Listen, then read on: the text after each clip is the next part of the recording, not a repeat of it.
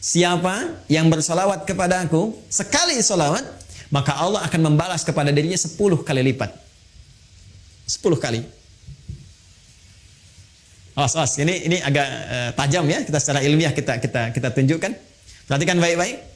Kalau ada yang mengatakan begini, misalnya itu nabinya umat Islam aja masih belum selamat, masih butuh salawat dari umatnya. Ini menunjukkan belum paham, ya, belum memahami esensi dari salawat.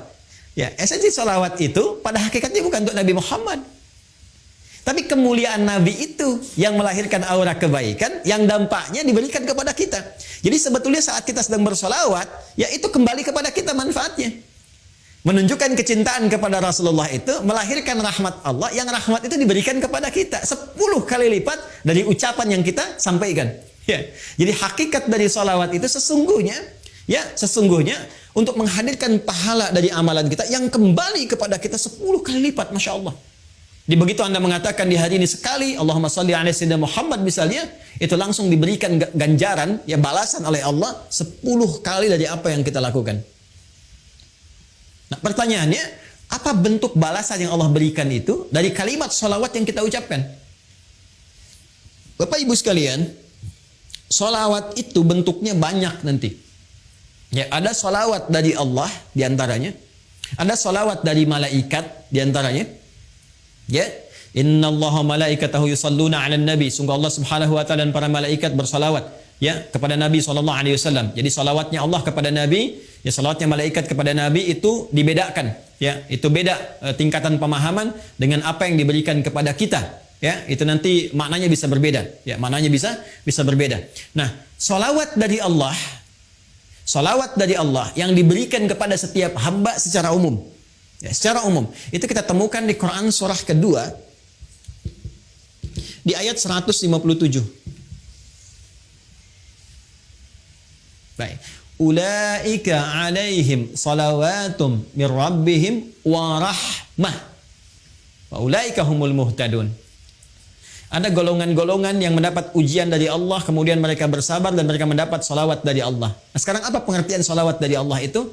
Langsung ditafsir dengan ayat Al-Quran. Perhatikan kalimatnya, dijelaskan oleh Allah. Ulaika alaihim salawatum mir rabbihim. Mereka itulah orang-orang yang mendapatkan salawat dari Allah Subhanahu wa ta'ala wa rahmah.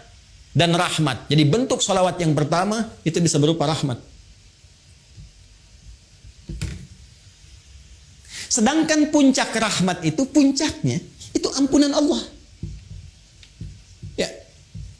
Puncak dari rahmat Allah yang diberikan kepada hamba itu ampunan dari semua dosa. Masih ingat Bapak Ibu, tadi di awal saya katakan, ya surah tentang syafaat itu yang punya Allah, bukankah di surat Az-Zumar di ayat 44 itu? Sekarang perhatikan Quran di surat yang sama, Quran surah ke-39 di ayat ke-53.